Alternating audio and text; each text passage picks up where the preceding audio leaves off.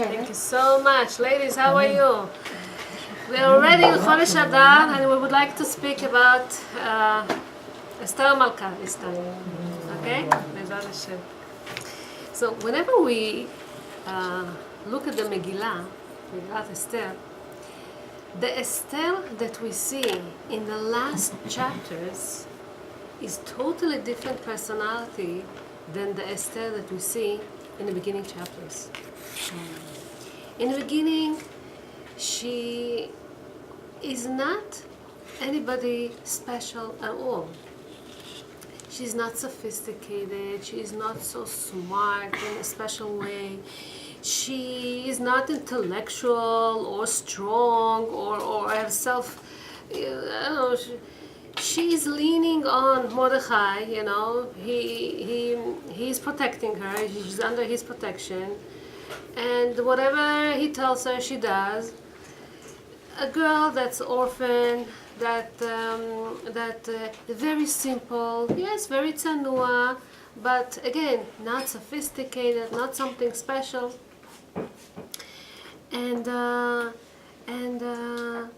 But she changes. She comes to the king, and let's see what happens over there. Even her external appearance, or all the other girls that coming to the king, they're coming with their makeup, with their best clothing. They're very, very well cared for. And she's not asking anything. She doesn't need those baths of soaps and perfumes and all this. Okay, very, very simple, very naive in a way, you know, innocent girl. And very passive. Passive.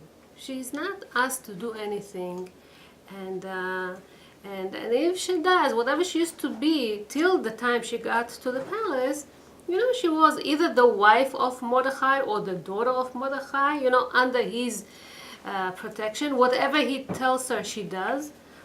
Follow orders. And the same she was in the palace in the beginning.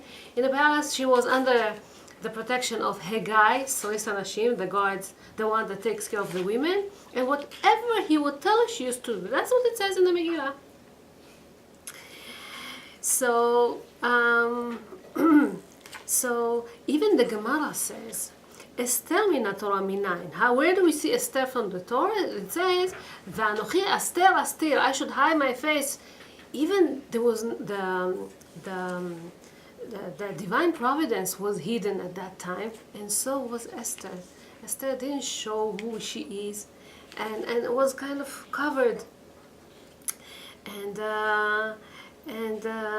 didn't tell which nation she came from. Okay, Mordechai told her not to say. So basically, no identity. Okay, don't belong to any special nation. It looks like she's one of the girl that came from one of the 127 countries that Achashverosh ruled. No special identity, no special philosophy or personality. She was chosen because of her beauty. Nothing special. Okay, and this innocent, simple girl. Okay, she needs to demonstrate all of a sudden something else. She needs to start, she needs to initiate stuff, she needs to protect her nation. And how would such a thing happen? Okay, what would shake her, okay, to make this difference in her personality? So it comes to a point, not only that she changes herself, it comes to a point that she is able to cope, to deal, okay, with Haman, with her enemy. She puts him in a trap. She awakens the king's anger, irritates him, makes him, irritates even his desire, because he doesn't know what happens and where she's playing now, okay, and becomes so sophisticated all of a sudden and able, okay, to fight, to achieve whatever she wants. This anonymous Esther, okay, that came from a rootless place. So she didn't come from a nation that has, as much as King Ahasuerus was asking her where she's coming from, she never revealed, okay, her nation and where she's coming from. All of a sudden wears a new image. she transforms herself to be somebody totally different, somebody special that comes from a special nation, a unique people, okay, and confronts the Haman and does whatever she needs to do. And towards the end of the Megillah, it's even more remarkable. You can see it even stronger. It says in the beginning, "Et ma'ama Mordechai Esther osa." Whatever Mordechai tells her to do, she does. In the end, it's the opposite. She tells him what to do. She tells him, "Go, lech knos et kol hayedim, do this, do that, let's write the Megillah, do this, that." She tells him what to do. She's not, and she makes the rabbis, Kituni ledorot, she says, write me, in the history. I want to be part of the Jewish history. People shouldn't forget, the sacrifice that I sacrificed for the nation. Whatever I did for the nation, it wasn't easy for me.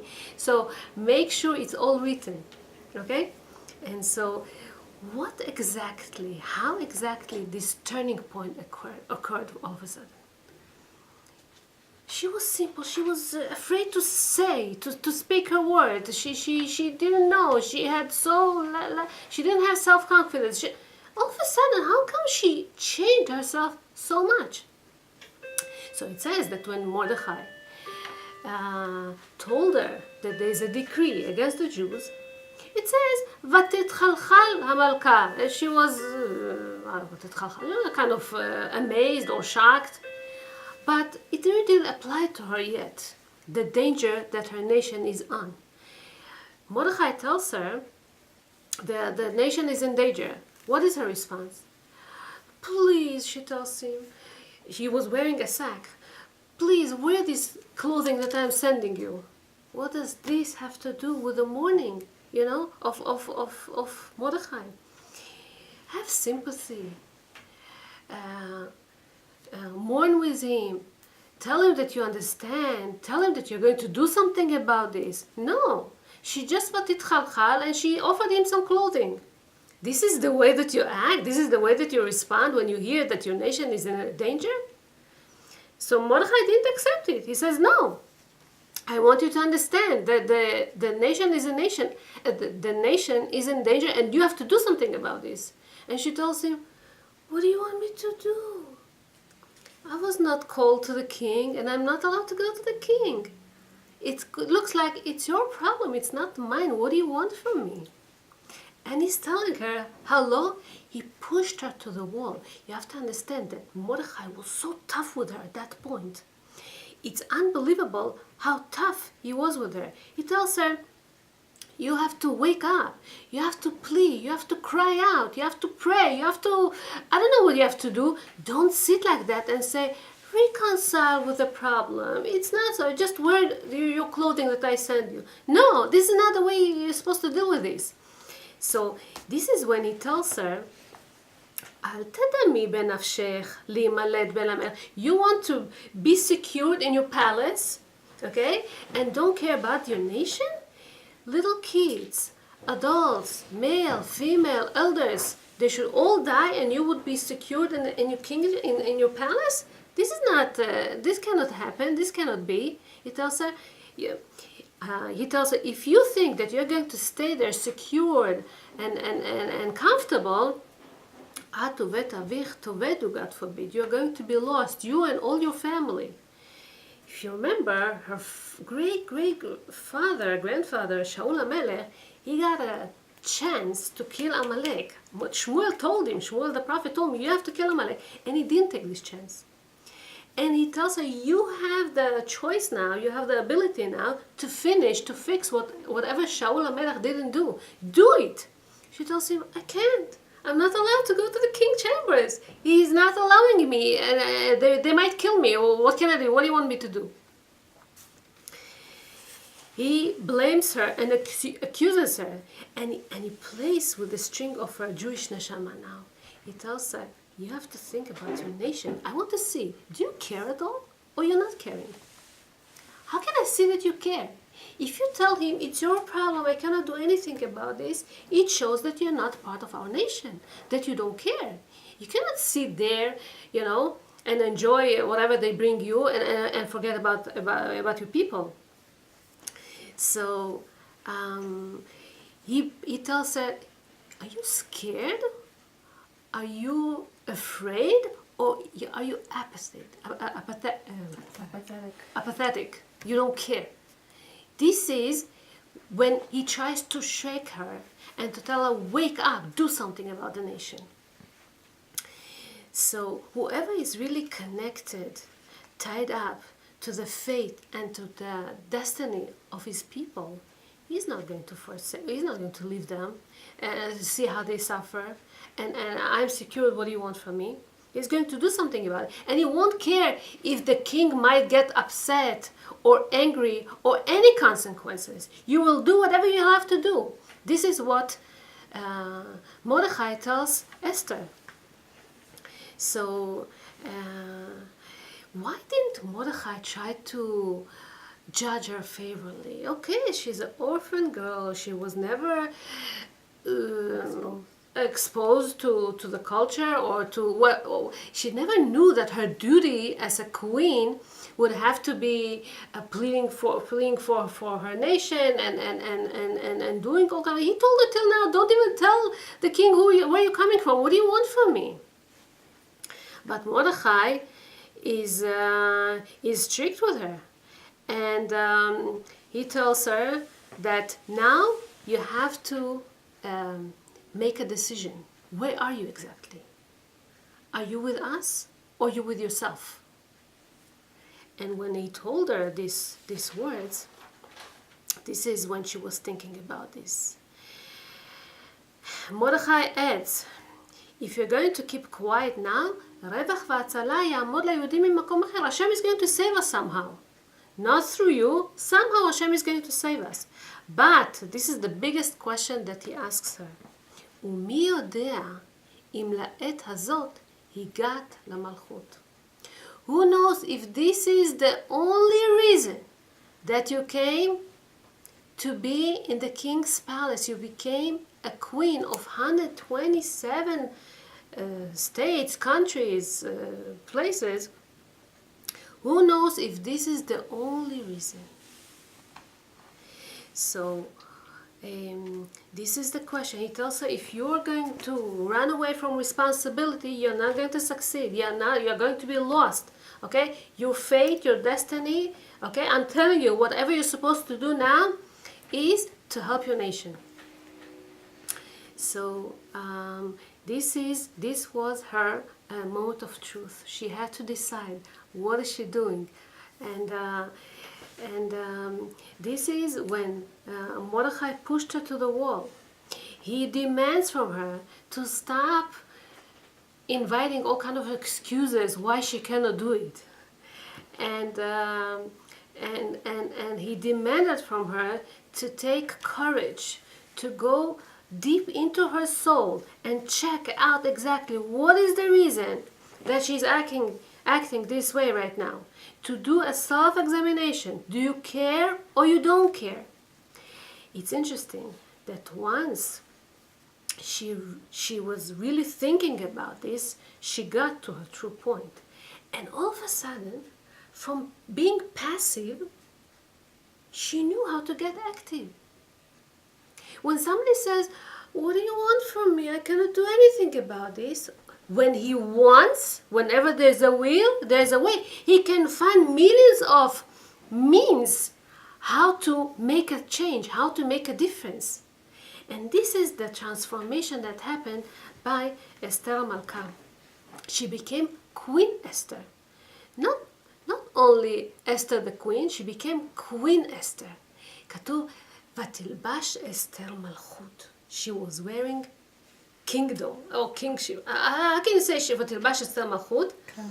So the rabbis explain here that when you decided that you want to do this change, that you will now, okay, is to do a self-sacrificing or do whatever you can for your nation, she was wearing Malchut. All of a sudden, she had Ruach HaKodesh, she had Hashem's spirit with her, and it was shown. It's like her face were illuminating. She was like sun. She was like a sunshine, and everyone saw it. All of a sudden, she became different. All of a sudden, she became initiated. She decided that she can do stuff. She decided that she is going to speak with Haman this way, and she's going to speak with Achashverosh that way, and she's going to do this, and she's going to do that. You remember? Before, she was very anonymous. She was meek. Very meek and very private. Now, she tells him, okay, you want my mission to become a communal mission, a mission for the public? Let's act in public. Lech knos et kol hayudim. Go and gather all the people. I cannot do it on my own. I need your help. You are going to pray. You're going to repent. You're going to do tshuva. And I am going to do practically the efforts that I can do as a queen. You see how she becomes, all of a sudden she becomes decisive. Before she was undecisive, she didn't know, she was hesitating, she was scared, she didn't know. All of a sudden she knows how to act, she knows what to do, she had a plan. She knew that if from one side she wants to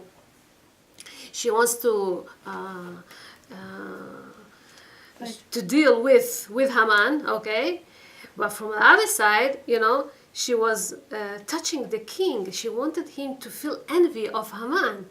And she, in her smart way, knew how to weave this plot now, how to work on her plan now. And that's a beautiful thing that we see. Now, I want you to think something. The feminism will say, oh, that's so beautiful. A woman, she becomes strong, she's ability, it's beautiful. But if Ester Ha'Malka wouldn't get help from heaven, it would never happen. It would never happen. It says in the Midrashim, it says even stronger than that. It says that, so they declared 3 days of fast. How do you feel after 24 hours of fasting? Wiped out. You don't have energy to do anything.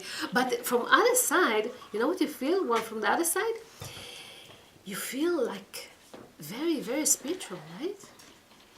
You didn't eat, you didn't drink, you didn't run after desires. You are elevated. You feel so much better. Now imagine to yourself 3 days of not eating. How would people feel? The level of the Jews doing tshuva at that time in Purim, in Shushan, okay, was nothing to compare. They came to very, very high levels. They really, really did tshuva. And this is when Hashem saw that the Jews, they're fasting, they're doing tshuva, and Esther also trying from her side to do whatever she can. This is when Hashem intervened. Of course, we don't see it in the Megillah, but it's so beautiful how Hashem makes this miracle happen now. So it says that after 3 days of... now, you have to understand. Some say that Esther was a very, very old woman. She wasn't young at all. 70. Above 70. So, coming to the king, she doesn't even have the strength to walk. So she goes with her 2 maids and they support her because she doesn't have the strength to walk even. See, naturally, the king would never look at her even. But Hashem did it in this kind of a way that she found favor. Hashem did it at Ashgacha Pratit at that point. Usually he would sit inside his living room, let's say, in the palace. Now he sat nochach habayit. He sat outside. He wanted some fresh air. So he saw her coming from afar. That was a good thing because at that moment when he saw her coming from afar, he got upset. The Midrashim say, he remembered Vashti. Vashti, she was a queen. She had self-respect. She had dignity. She knew when to come to him, when not. She knew manners of kingship. What is this young girl? She doesn't know anything. He started to get upset. He wanted to kill her. And his guards are waiting there to take out their swords. They knew that if the king would not give her his the scepter, they are allowed to kill her on the spot. So they're waiting to see how the king is going to react. The king diverted his gaze away from her. He didn't want to look at her. You know what happened? Hashem sent an angel that slapped him in his face and he make her look at her. He make him look at her. Now they say that at that moment he has some kind of a cataract in his eyes. He couldn't really see. It was very blurry. And then this malach came and cured him. All of a sudden he saw how beautiful she was. You remember I told her that she malchut, she was wearing king. He saw this divine beauty in her that they say he almost fainted from this. And then, he found favor. Another angel comes. Listen, if there was no, Hashem would not help, Esther couldn't do it. Okay? No feminism would help or anything. So she was standing far away from him, almost 100 meters apart. And when he stretches out his scepter, she was able to touch it. How come? An angel came and helped this miracle happen. So, three angels were sent. One to slap his face and to make her look at her. Cataract. One to heal one to add beauty to her beauty, and one to stretch her this scepter. No, it was three. The first one was to heal and everything. So, and now Esther is inviting the king with Haman to a special feast that she would like to do. So the king is already suspicious. What does she want? Why Haman? What's their plan? Maybe they plot something against me? The rabbis, they're asking, why did she add Haman into this feast now? And they give so many reasons why. And all of them, they say it's right. Rabbi Eliezer said, she set up a trap for him. So this was the reason that she invited him. Rabbi Yehoshua says, she learned it from her father, that whenever you have an enemy, you have to feed him bread. So this is why she wanted Haman to be there. Rabbi Meir says, if he's going to ask other people's advice, he can rebel against the king, and her plot can bother her. So she wanted him to be there next time. Rabbi Yehuda Omer, she wanted to stay in a disguise, that they would not know that she's Jewish. Okay. רבי נחמיה אומר, כדי שלא יאמרו ישראל, אחות לי יש לנו בבית המלך, ויסיחו הדעתה מן הרחמים. בני ישראל shouldn't say, okay, we have a queen and she's Jewish and she can take care of all the business. No, she wanted them to keep praying, like she's not their friend. Okay, she belongs to the palace. רבי יוסי אומר, שיהיה מצוי לה בכל עת. She wanted Haman to be next to her all the time. Maybe she's going to fail him. Maybe she can. Okay, there's all kind of other reasons here as well. And the rabbi says that all of them are right. Rabbi Yehoshua, one of them says, כדי that the king will think that they both have a plot against the king. He would suspect them and he would kill both of them. Meaning, Esther didn't mind to self-sacrifice her life for the nation. Okay, so all this reason, all this plan was to self-sacrifice.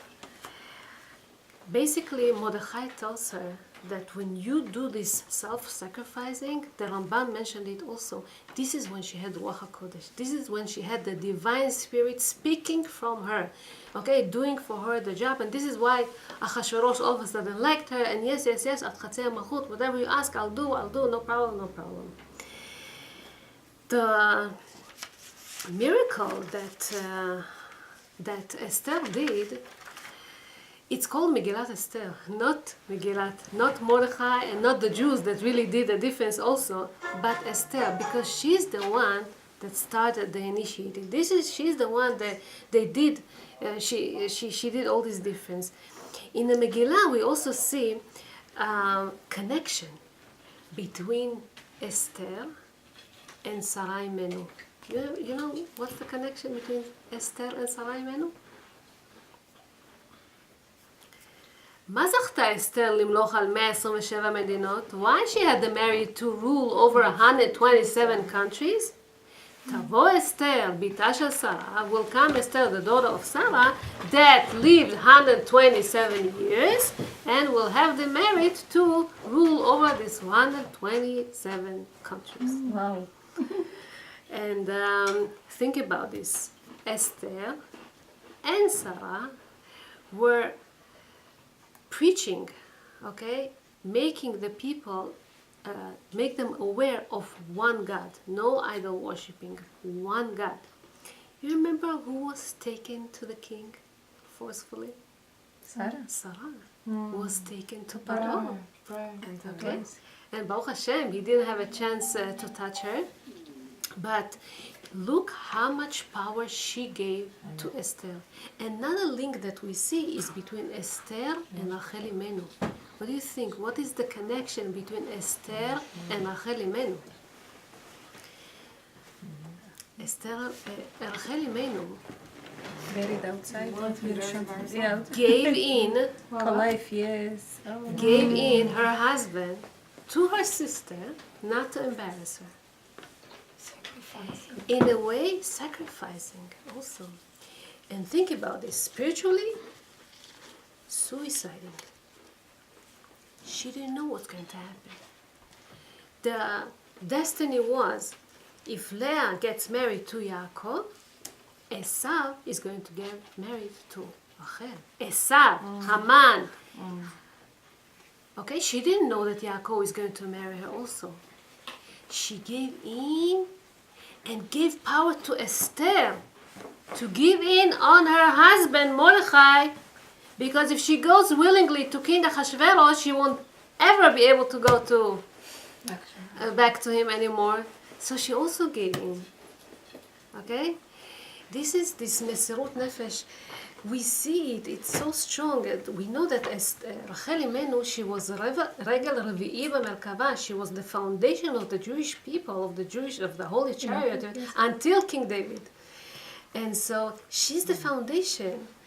And Esther got a lot of strength from her. We know בשכר צניעות שהיה לרחל, זכתה לילדים כמו שאול ואסתר, right? So we see this connection.